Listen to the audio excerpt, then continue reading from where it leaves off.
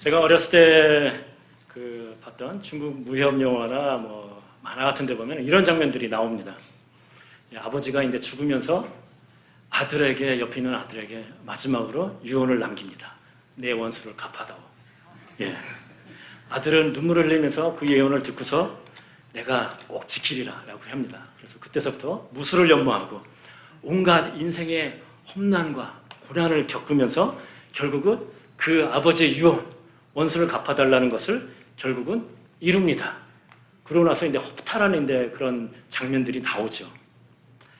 왜 이렇게 자기의 인생이 파탄나면서까지 열심히 했을까요?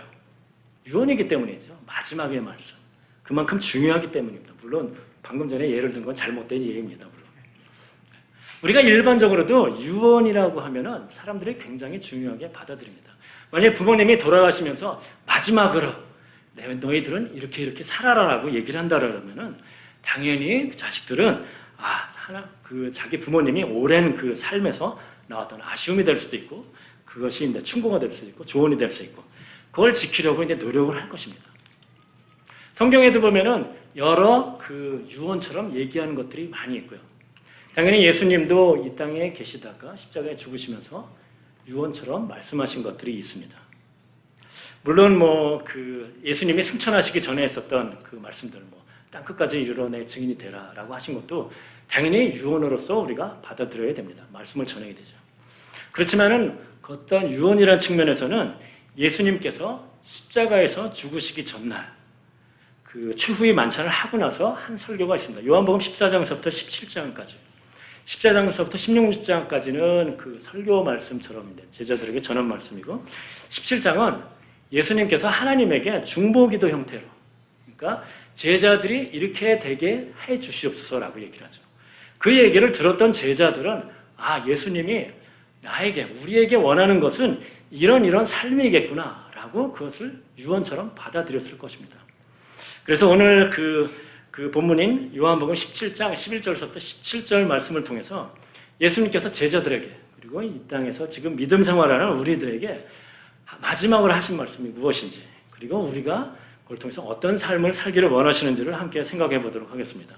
첫 번째, 예수님께서 유언으로 말씀하시면서 우리가 어떤 삶을 살기를 원하셨는가. 첫 번째는 우리가 하나가 되어야 됩니다. 11절을 함께 읽어보도록 하겠습니다. 나는 세상에 더 있지 아니하오나 그들은 세상에 있었고 나는 아버지께로 가옵나니 거룩하신 아버지여 내게 주신 아버지의 이름으로 그들을 보존하사 우리와 같이 그들도 하나가 되게 하옵소서. 우리와 같이 그들도 하나가 되게 해달라고 예수님께서 말씀하십니다. 하나가 되게 해옵소서. 믿는 사람들은 하나가 되어야 됩니다. 여기서 우리와 같이라고 말씀하신 이유는 예수님은 하나님의 뜻에 하나가 된 즉 하나님과 하나 된 그런 모습을 보이셨습니다. 예수님은 지금 십자가에서 돌아가시기 전날입니다. 그렇지만은 아십니다. 내일 십자가에서 고난을 받으실 것을. 그것이 얼마나 육체적인 고통이 있는 것이고 얼마나 치욕적인 정신적으로도 고통이 있는 것인지 아십니다. 그것을 거부하실 수 있는 능력이 있으시지만은 거부하지 않으셨습니다. 어떻게 보면 예수님의 온 그 삶, 태어나면서부터 죽으시는 때까지 모든 삶이 하나님의 뜻에 합당한, 하나님 뜻에 순종한 그런 삶이었다고 생각할 수 있습니다. 다르게 표현하면 하나님과 하나 된 모습이었다라고 생각할 수가 있습니다. 예수님께서는 바로 우리들에게 그런 모습을 원하십니다. 우리도 하나 된 모습으로 세상을 그리고 교회를 이끌어가야 되는 것입니다. 하나가 되는 모습들은 사실 여러 가지 많이 있습니다.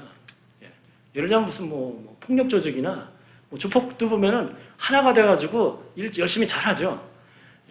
결국은 우리가 하나가 된다는 거에 있어서는 무엇을 기준으로 하나가 되느냐도 굉장히 중요합니다. 당연히 교회, 우리 믿는 사람들은 하나님의 뜻, 말씀, 성경을 기준으로 하나가 되어야 될 것입니다. 하나님께서 하나가 되라고 얘기를 하신 것은 그만큼 중요하기 때문이고 또 다르게 생각해 보면은 우리가 어떤 그 성도로서 세상을 살아가면서 하나가 안 될 가능성이 많기 때문에 이렇게 중요하게 강조를 하고 계시는 것이라고 생각이 듭니다. 우리가 이렇게 하나가 되지 못하는 이유는 무엇입니까? 인간은 육체를 입고 있습니다. 그리고 자기 가족이 있습니다. 그런 것 때문에 자기 욕심이 그리고 자기 자아가 나타나는 경우가 많이 있습니다. 우리는 영적 전쟁 가운데 있을 수밖에 없습니다. 그리고 우리가 싸워야 되는, 하나가 되지 못하게 하는 그 악의 세력은 바로 사탄과 마귀, 귀신의 세력들입니다. 그들은 우리가 쉽게 대적할 수 있는 그런 세력이 아닙니다. 그래서 그 바울은 에베소서 6장 12절에 우리의 싸움은 혈과 육을 상대하는 것이 아니에요. 혈과 육이라는 것은 인간을 얘기를 하는 것입니다. 단순히 눈에 보이는 인간이 아니라 그 뒤에서 조종하는, 그래서 이렇게 얘기를 합니다. 통치자들과 권세들과 이 어둠의 세상 주관자들과 하늘에 있는 악의 영들을 상대함이라 라고 얘기를 하고 있습니다. 우리가 상대해야 되는 그런 상대는 그렇게 쉽지가 않습니다. 우리를 정말 무너뜨리려고 하는 그런 상대입니다. 혼자서 싸울 수가 없습니다. 하나가 돼야 됩니다. 만일 혼자서 싸우려고 하면은 쉽게 무너지고 그 상대에게 공격을 당할 수밖에 없을 것입니다. 사실 이렇게 하나가 된다라는 얘기는 성경에 많이 나옵니다. 그래서 전도서에도 보면은 4장 9절부터 12절까지 힘을 합쳐서 하나의 된 모습을 보여야 된다는 얘기를 하고 있습니다. 그 구절을 보면은 두 사람이 한 사람보다 나음은, 두 사람이 당연히 하나 된 모습을 나타냅니다. 그들이 수고함으로 좋은 상을 얻을 것입니다. 혹시 그들이 넘어지면 하나가 그 동물을 붙들어 일으키려니와 성도들이 믿음 안에서 서로 지원하고 보살펴주는 그런 모습을 나타낼 수 있습니다. 홀로 있어 넘어지고 붙들어 일으킬 자가 없는 자에게는 화가 있으리로다. 또 두 사람이 함께 누우면 따뜻하거니와 한 사람이면 어찌 따뜻하랴. 한 사람이면 패하겠거니와 두 사람이면 맞설 수 있느니라. 혼자라면 영적 전쟁을 제대로 할 수 없는데 두 사람이라면, 그리고 그 뒤에는 세 겹줄은 쉽게 끊어지지 아니하느니라. 우리가 교회 안에서 주님의 말씀 안에서 하나가 되어야 된다라고 얘기를 하고 있습니다. 그렇지만 더 나아가서는 이것만으로도 충분하지는 않습니다. 인간의 노력만으로는 충분하지가 않습니다. 그래서 여기서 보면은 하나 아버지의 이름으로 보존하였다라고 얘기를 하고 있습니다. 여기서 이름이라는 것은 능력이라는 그런 얘기입니다. 즉 하나님의 능력으로, 인간의 힘만 가지고 싸울 수 있는 그런 상대가 만만한 상대가 아닙니다. 우리가 기도로서 하나님의 능력을 구하면서 함께 싸워 나가야 되는 것입니다. 12절을 함께 읽도록 하겠습니다. 내가 그들과 함께 있을 때에 내게 주신 아버지의 이름으로 그들을 보존하고 지켰나이다. 그 중에 하나도 멸망하지 않고 다만 멸망의 자식뿐이오니 이는 성경을 응하게 함이니이다. 11절에도 12절에도 그 나오는 얘기는 아버지의 이름으로 그들을 보존했다라고 얘기를 합니다. 즉 우리는 하나님의 능력을 힘입어서 할 수밖에 없습니다. 여기서 보존한다는 얘기는 붙잡아서 완전히 지킨다는 그런 의미입니다. 그래서 12절에도 보면은 하나도 멸망하지 않게 한다라고 얘기를 하고 있습니다. 지금 무엇입니까? 영적 전쟁을 하더라도 우리가 하나가 되고 하나님의 그 힘을 힘입는다면은 우리가 그 싸움에서 멸망하지 않고 승리할 수 있다라는 그런 말이 되는 것입니다. 예수님을 진정으로 믿는 사람은 멸망하지 않습니다. 반대로 얘기하면 믿지 않는 사람들이 우리가 영적 전쟁을 한다라고 하면은 멸망할 수밖에 없습니다. 그래서 12절에도 보면은 멸망의 자식 이외에는 이다라고 그렇게 표현이 되는데 여기서 얘기하는 것은 가룟 유다입니다. 가룟 유다는 예수님의 12제자 중에 한 명이었습니다. 그렇지만 그는 진정으로 믿는 사람이 아니었습니다. 단순히 교회를 나온다는 것이 중요한 것이 아니라 정말로 진정한 믿음의 사람이 되어야 된다고 생각할 수가 있습니다. 진정으로 믿는 사람이 하나가 되고 하나님의 말씀, 아니 하나님의 뜻 안에서 하나님의 힘을 구하면서 행할 때 우리는 영적 전쟁에서 승리할 수가 있는 것입니다. 한국교회는 역사적으로 또 세계적으로 굉장한 부흥 발전을 이루었습니다. 정말 초기에 복음이 전도됐을 때 부흥한 얘기를 들어보면은 그 교회가 아니면 그 정말 기독교인들이 한 마음이 됐었다는 것을 알 수가 있습니다. 그렇지만 지금의 현실은 어떻습니까? 2018년 정부 조사, 종교 현황을 기준으로 하면은 한국의 개신교 교단, 교회가 아닙니다. 교단은 126개라고 합니다. 그리고 그 126개는 연합기관에 소속된 교단, 그리고 연합활동을 하지 않는 교단은 248개. 그래서 전체 기독교 교단이 374개입니다. 그 중에는 이단도 있지만은 대부분은 우리가 아는 개신교 교단입니다. 하나가 됐다라고 얘기를 할 수가 없습니다. 최근에 어떤 교회의 그런 모습들은, 기독교의 모습은 하나가 됐다라고 얘기를 할 수가 없습니다. 한국교회가 쇠퇴하고 있고 성도가 줄어든다라고 얘기를 하고 있는데 어떻게 보면 여러 가지 이유가 있겠지만 그 중에 하나는 교회들이 분열되고 하나가 되지 못했기 때문이다라고 생각할 수가 있습니다. 그런 분열의 과정이 있으면 당연히 그 과정 가운데서 얼굴을 붉히는 일이 있을 수도 있고 다툼이 있고 싸움이 있을 수도 있습니다. 주위 사람들에게 좋은 모습을 보일 수가 없습니다. 그리고 당연히 그런 과정을 겪는 교회 내에서도 그런 어떤 교회의 모습에 실망해서 교회를 떠나는 사람들이 있을 수도 있습니다. 지금 교단을 얘기했지만 교회도 마찬가지입니다. 각각의 교회에서도 하나된 모습이 나타나야 됩니다. 그래서 바울은 고린도전서 12장 27절에 너희는 그리스도의 몸이요 지체의 각 부분이라. 머리 대신 예수님, 그리고 그 교회 내에서 우리는 각 지체입니다. 지체라는 건 무엇입니까? 모양이 다 틀립니다. 사용하는 것이 다 틀립니다. 우리는 하나님의 은사를 받음으로써 각각이 받은 다른 은사를 가지고서 하나님의 일을 해나가게 됩니다. 근데 몸이 하나 그 인격체로서 제대로 그 역할을 하려면 어떻게 됩니까? 하나로 돼야 됩니다. 역할은 다를지라도 그 전체가 하나가 되어야 됩니다. 교회도 마찬가지입니다. 성도들이 하나된 모습을 나타낼 때 그 교회가 바로 하나님이 원하시는 그런 교회 모습이 되고 하나님의 일을 할 수가 있습니다. 하나님께서는 우리가 하나 되는 모습을 그렇게 중요하게 생각하십니다. 그래서 오늘 본문에는 포함되어 있지 않지만 21절서부터 23절까지를 보면 세 절의 각 절마다 하나가 되게 하옵소서, 하나가 되게 하옵소서, 하나가 되게 하옵소서라는 그런 말이 계속적으로 나옵니다. 그만큼 예수님이 보시기에 마지막으로 제자들에게 부탁하는 말은 제발 꼭 하나가 되라고 그렇게 이야기하고 있습니다. 그래서 여기 있는 성도 여러분들도 주님 말씀 안에서 하나 된 모습으로서 그리고 하나님의 힘과 능력을 힘입어서 영적 전쟁에서 승리해서 또 그리고 하나님의 일을 하는 여러분이 되시기를 주님의 이름으로 축복합니다. 두 번째, 예수님께서 하신 유언으로서 우리에게 원하시는 것은 세상에 속하지 않게 해달라, 세상에 속하지 말라라는 것입니다. 14절에서부터 16절까지를 읽어보도록 하겠습니다. 내가 아버지의 말씀을 그들에게 주었사오매 세상이 그들을 미워하였사오니 이는 내가 세상에 속하지 아니함 같이 그들도 세상에 속하지 아니함으로 인함이니이다. 내가 비옵는 것은 그들을 세상에서 데려가시기를 위함이 아니요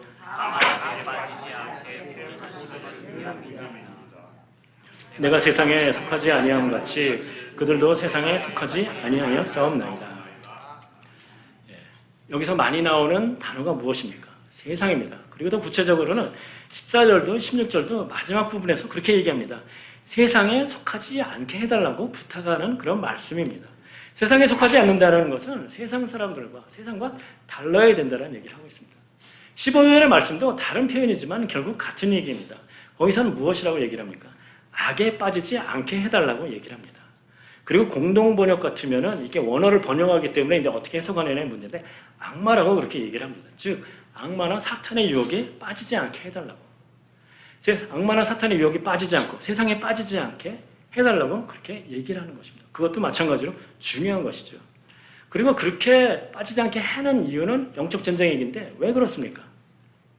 세상이 그들을 미워하기 때문이다라고 얘기를 합니다. 세상은 무엇입니까? 사탄의 세력을 얘기를 합니다. 우리를 미워합니다. 세상이 왜 우리를 미워하나요?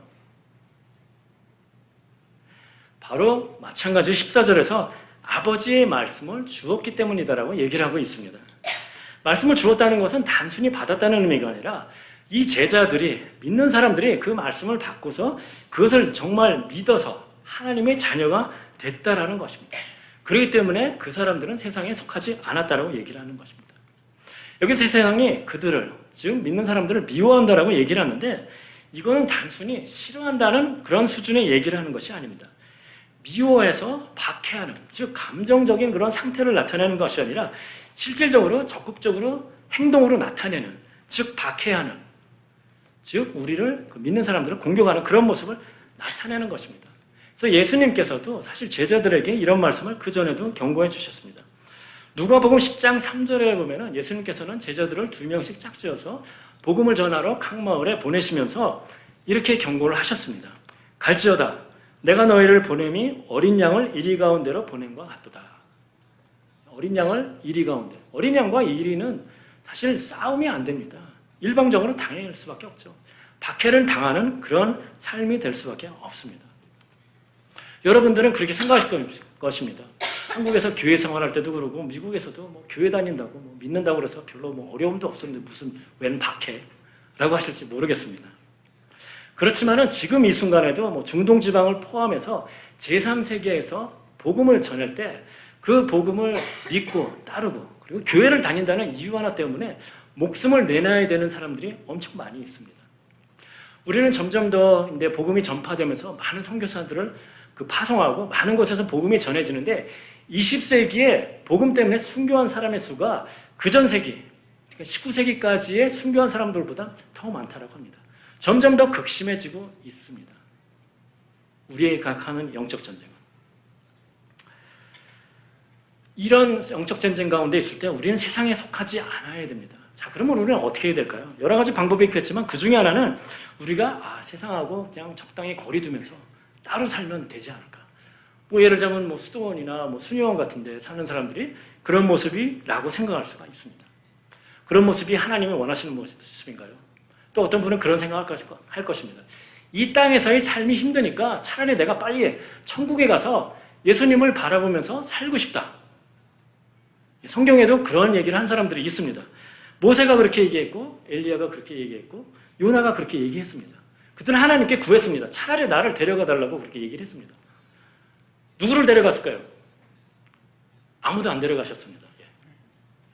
하나님께서는 그들이 그렇게 내가 힘들고 어려우니까 나를 데려가 달라고 해도 아무도 데려가지 않으셨습니다. 하나님께서는 그들이 세상에 있으면서 하나님의 일을 해야 될 일이 있기 때문입니다. 믿는 사람도 마찬가지입니다. 세상과 떠나서 살 수가 없습니다. 그들 가운데 살면서 우리는 복음을 전해야 되고 이 교회를 이끌어가야 되는 것입니다. 이런 고민은 사실 사도 바울도 했습니다. 그래서 빌립보서 1장 23절 24절 이것은 참고로 감옥에 있으면서 쓴 그런 서신서입니다. 여기서 그렇게 얘기를 합니다. 내가 그 둘 사이에 끼었으니 차라리 세상을 떠나서 그리스도와 함께 있는 것이 훨씬 더 좋은 일이라 그렇게 하고 싶다. 세상 떠나서 예수님께 가고 싶다라고 얘기를 합니다. 그렇지만 뒤에서 뭐라고 얘기를 합니까?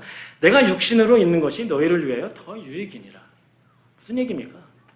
아직 하나님의 일을 다 끝나지 않았다. 하나님께서 맡겨주신 일이 있기 때문에 그 일을 해야 되기 때문에 내가 지금 힘들고 어려움이 있을지라도 나는 세상 가운데서 살아가야 된다는 것입니다. 세상을 살아가는 성도들도 마찬가지입니다. 힘들고 어려울 때 때로는 왜 하나님께서라고 하시지만은 그런 가운데서도 하나님께서는 여러분이 그런 어려움과 힘든 일이 있을지라도 하나님이 일하시기를 원하십니다. 세상은 우리를 미워하지는 않습니다. 정확히 하면. 사탄이나 마귀가 미워하는 것은 사실은 하나님이나 예수님을 미워하는 것입니다. 그렇지만은 그 하나님을 대적할 수가 없죠. 당연히. 피조물인데.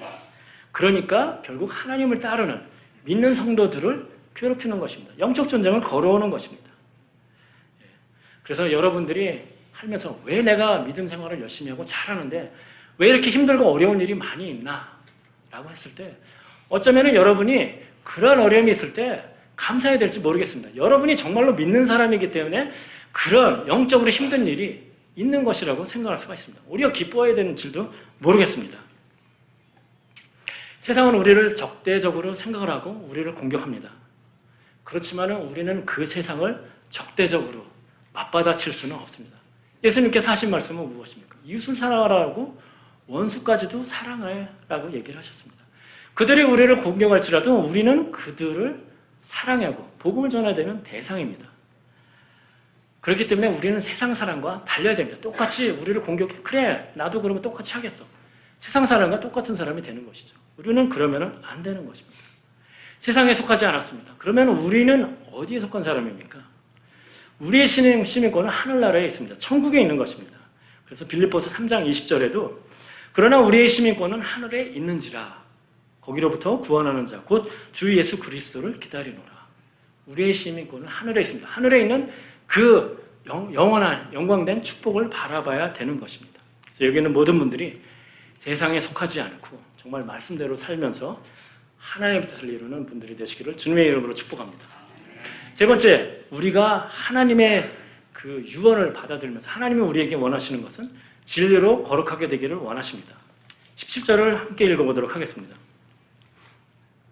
그들을 진리로 거룩하게 하옵소서. 아버지의 이름은 진리입니다. 예수님께서 원하신 것은 우리가 진리로 거룩하게 되기를 원하십니다. 그리고 그 진리는 아버지의 말씀이 진리라고 얘기를 하고 있습니다. 말씀이 진리가 아니라 사실 하나님, 예수님 자체가 진리이십니다. 그분은 세상을 창조하신 분입니다. 그리고 세상을 지금도 주관하시고 운행하시는 분입니다. 당연히 그분이 진리이고 그분이 하신 말씀이 진리입니다. 그래서 요한복음 14장 6절에도 예수께서 이르시되 내가 곧 길이요 진리요 생명이니 나로 말미암지 않고는 아버지께로 올 자가 없느니라 라고 그렇게 말씀하고 계십니다. 하나님만이 진리이고 길이고 생명인 것입니다. 진리로 거룩하게 되기를 원하십니다. 거룩하다는 것은 무슨 의미일까요? 도덕적으로 좀 더 다른 믿지 않는 사람들보다 좀 더 좀 높은 수준의 그런 걸 얘기를 하는 건가요? 거룩이라는 단어의 원어적인 의미는 구별된다, 세상과 다르다는 그런 의미입니다. 우리는 하나님은 거룩한 분이시다라고 얘기를 합니다. 그리고 11절에도 보면 거룩하신 아버지여라고 이제 얘기를 하고 있는데, 자, 그러면 하나님이 인간보다 거룩하시다라는 것은 인간보다 도덕적으로 더 훌륭한 분이다 라는 수준의 얘기를 하는 건가요? 말이 안 된다는 걸 아시죠? 하나님은 창조자이십니다. 우리는 그분의 피조물일 뿐이고, 지금 다르다고 표현을 했는데 거룩하다는 것은 다르다, 구별된다는 의미라고 했는데 사실 그걸로도 설명할 수 없는 것이죠. 그 차이, 다르다는 측면에서는. 하나님께서는 그렇기 때문에 거룩하신 분이라고 우리가 얘기를 할 수가 있는 것입니다. 그 하나님께서 우리 믿는 사람들도 거룩하기를, 지금 무엇입니까? 세상 사람들과 다르기를 원하십니다. 세상 가운데서 다른 모습으로서, 세상에 속하지 않은 모습으로, 좀 전에 얘기한 것을 어떻게 보면 다르게 표현한 거다라고 생각할 수가 있습니다. 구별되어야 됩니다. 우리의 구별된 모습. 겉으로 보이는 모습이 구별되어야 되죠. 그것만으로 충분한가요? 예수님 시대의 서기관과 바리새인들은 정말 하나님의 말씀을, 율법을 잘 지키기 위해서 노력했던 사람들입니다.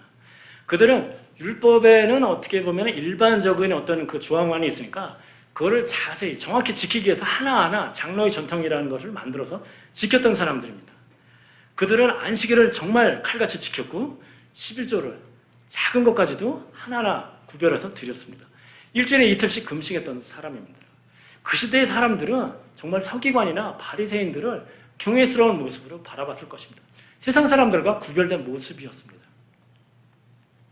자, 그들은 그렇지만은 예수님에게 비난을 받았습니다. 그들의 신앙생활이 잘못됐다라고 얘기를 하고 있습니다. 왜 그런가요? 그냥 사람들이 봤을 때는 분명히 구별된 모습으로 보일 수밖에 없는데 왜 예수님께서는 그들을 비난하셨나요?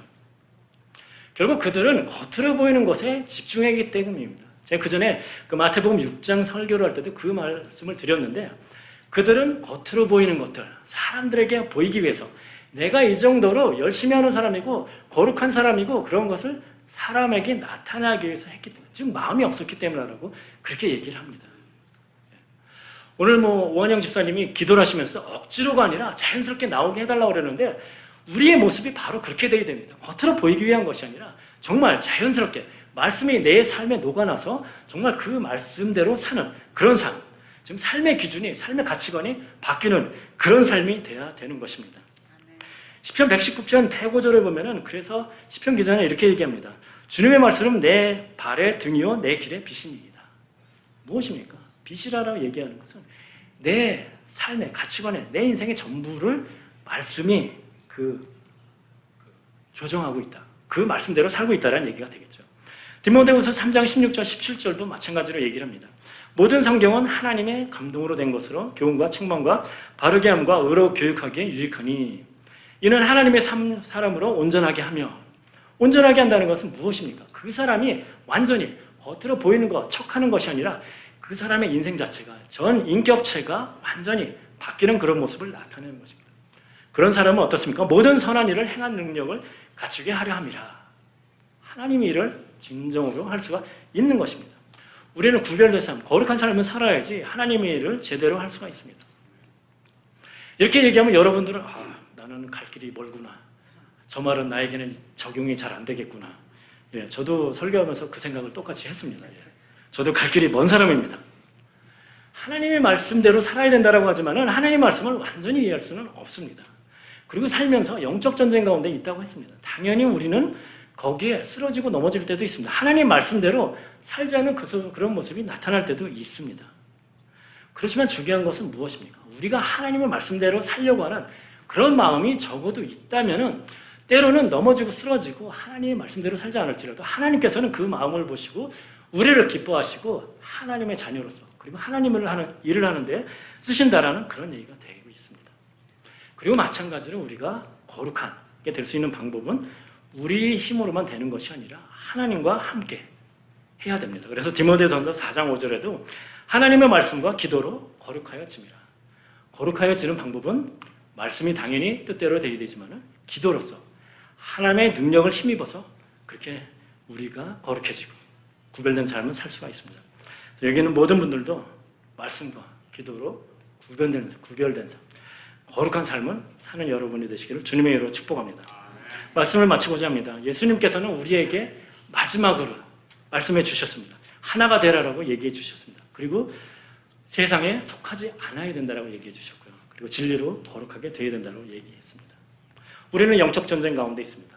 어떤 분들은 사탄의 존재라든가 영적 전쟁이라는 거 하면 다 무슨 뭐 뜬구름 잡는 얘기를 하나 할지 모르지만은 우리는 그러한 영적 전쟁 가운데 있다는 것을 여러분이 아셔야 됩니다. 그래야만이 우리가 그 공격을 생각을 하고 예상을 하고 방어를 할 수가 있습니다.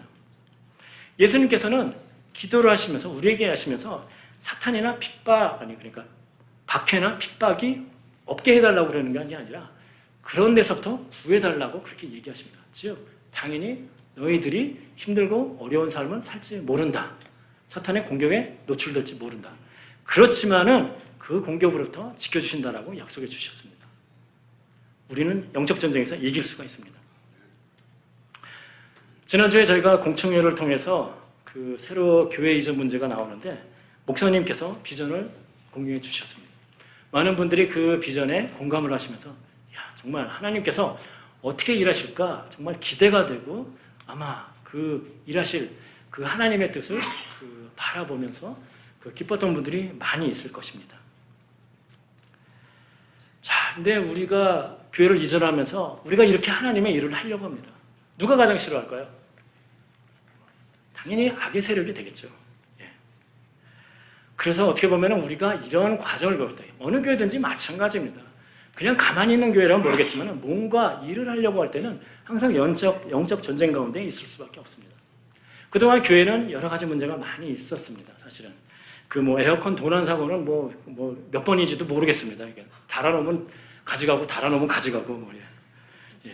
정문 유리창이 깨진 것도 여러분이 보셔서 오랫동안 좀 보기 안 좋은 모습으로 있는 것도 보셨습니다. 방화 사건도 2번이 있었습니다. 저는 이것을 보면서 영적 전쟁이 시작이구나라고 생각을 했는데 더 정확히 생각을 해보면 아직 전쟁은 제대로 시작한 것도 아니라고 생각할 수가 있습니다. 어떻게 보면 저희가 이 교회에서 다른 교회를 이전하는 가운데서 더 많은 영적 전쟁을 거칠지도 모릅니다. 한국 교회들이 사실은 많은 부분에서 이렇게 좀 전에도 나눠지고 분열했다라고 얘기를 하는데 엄청난 신학적인 그런 내용을 가지고 분열하는 거 아닙니다. 대부분 다 사소한 걸로 합니다. 여기 어른분들은 많은 교회를 한국에서든 미국에서든 다니면서 교회가 싸우고 힘들고 어려운 것들을 보신 분들이 있을 것입니다. 젊은 청년들과 얘기해도 그런 거를 봤기 때문에 교회를 떠났다는 청년들은 쉽지 않게 볼 수가 있습니다. 어떻게 보면 하나님을 일을 하려고 할 때 우리는 그런 어려움이 있을 수가 있습니다. 당연히 저도 기대가 됩니다. 하나님이 어떻게 일하실까 너무나 기대되고 그걸 통해서 우리 교회가 더욱더 부흥 발전할 수 있는 계기가 될 거다라고 생각을 합니다. 그렇지만은 우리는 마찬가지로 그 영적 전쟁이 있을 수 있다는 걸 깨닫고 오늘 하나님 예수님께서 마지막 유언처럼 말씀해 주신 것처럼 하나가 되고 세상에 속하지 않은 그런 사람으로서 거룩한 모습을 통해서 하나님의 일을 해나가야 될 것입니다. 아멘. 어떤 분들은 그렇게 생각하실 것입니다. 그렇게 영적 전쟁이 있다라고 그러면 그냥 이사 안 가면 되잖아. 그게 하나님의 뜻인가요? 저는 적어도 그렇지 않다라고 생각합니다. 하나님께서는 우리 교회의 비전을 보여주셨습니다. 목사님을 통해서 비전을 보여주셨습니다. 그리고 이 교회가 하나님의 일을 하기를 원하십니다. 이 교회가 더욱더 발전하기를 원하십니다. 그렇지만은 그것이 그렇게 여러분이 생각하는 것처럼 쉬운 일만은 아닐지 모릅니다. 꼭 그런 일이 있다는 얘기를 하는 건 아닐지 모릅니다. 결국 우리는 이 지금 시험 가운데 있을 수가 있습니다. 도전 가운데 있을 수 있습니다. 예수님께서 하나님께서 우리에게 비전을 보여주셨습니다. 그 비전을 이루어 나가는 성도의 모습으로서 자기 신앙을 돌아보면서 그 성도의 모습으로서 하나된 모습으로서 그 비전을 이루어 나가느냐 아니면은 여기서 그냥 물러나느냐 우리에게 달려 있습니다. 하나님 뜻이 무엇인지를 생각해 봐야 됩니다. 저희 교회가 이전한다는 것은 아마 잘은 모르지만 이 동네에 소문이 났겠죠. 예. 많은 사람들이 한인들이 저희 교회를 바라보고 있을 것입니다. 많은 교회들이 주목해보고 있을 것입니다. 그때 우리가 어떤 모습으로서 이 모든 것을 행하고 그리고 하나님 뜻을 이루나에 따라서 그 사람들이 정말 저 교회는 하나님이 원하시는 하나님의 그런 모습을 갖고 있는 교회구나 라고 생각할 수도 있고 아니면은 한국 교회가 다 그럴 줄 알았어 라고 하는 모습이 될 수도 있을지 모릅니다. 우리는 여기서 절대로 물러설 수가 없습니다. 하나님께서는 우리에게 비전을 보여주셨습니다. 앞으로 나아가야 됩니다. 그리고 그런 가운데서 영적 전쟁이 있을 것이라는 걸 얘기해 주셨고 그런 가운데서 하나가 된 모습, 세상과 구별된 모습 그리고 거룩한 모습을 나타내길 원하십니다. 여기는 모든 분들이 이 비전을 보여주는 시대에 하나님의 말씀대로 이 유언의 말씀대로 정말 하나된 모습으로서 이 교회를 그리고 하나님이 보이시는 비전을 이루는 그런 교회 그리고 성도가 되시기를 주님의 이름으로 축원합니다. 아멘. 사랑의 하나님 감사합니다. 오늘 또 말씀을 통해서 또 이렇게 주님께서 마지막 아버지 유언처럼 주신 말씀을 생각해 보았사옵나이다. 아버지 정말로 우리가 하나 될 수 있도록 하여 주옵시고 정말 세상과 타협하지 않는 세상과 구별된 모습이 될 수 있도록 하여 주옵소서. 우리가 다른 것에 하나 되는 것이 아니라 오로지 주님 말씀으로 아버지와 하나 되는 진리의 말씀으로 하나 된 모습이 될 수 있도록 하여 주옵소서. 특별히 기도하는 것은 아버지 이렇게 또 주님께서 우리에게 이렇게 귀한 비전을 보여주셨는데 그 비전을 이루는 교회가 될 수 있도록 하여 주시옵소서. 그래서 저희가 하나된 모습으로서 이 모든 것을 잘 마무리하고 그럼으로써 하나님이 원하시는 일을 하고 교회가 더 발전하는 그러한 귀한 교회 그리고 성도 한 사람 한 사람이 될 수 있도록 도와주시옵소서. 예수님 이름으로 기도드렸습니다. 아멘.